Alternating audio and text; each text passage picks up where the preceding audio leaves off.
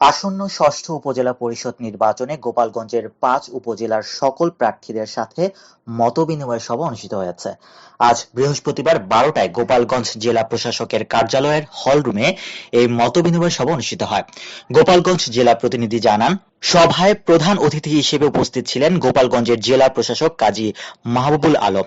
অতিরিক্ত জেলা প্রশাসক ও রিটার্নিং অফিসার গোলাম কবিরের সভাপতিত্বে মতবিনিময় সভায় প্রার্থীদের নির্বাচনী আচরণ বিধি মেনে চলার বিভিন্ন দিক নির্দেশনা দেওয়া হয়। এ সময় নির্বাচনী বিধি নিষেধ নিয়ে প্রার্থীদের সাথে উন্মুক্ত আলোচনা করেন নির্বাচন রিটার্নিং কর্মকর্তা। সভায় বিশেষ অতিথি হিসেবে উপস্থিত ছিলেন জেলা নির্বাচন অফিসার ও রিটার্নিং কর্মকর্তা মোহাম্মদ ফয়জুল মোল্লা, অতিরিক্ত পুলিশ সুপার মোহাম্মদ খায়রুল আলম, সদর উপজেলা নির্বাহী অফিসার মহসিন উদ্দিন, গোপালগঞ্জ সদর থানার অফিসার ইনচার্জ আনিচুর রহমান সহ ৫ থানার অফিসার ইনচার্জ বৃন্দ।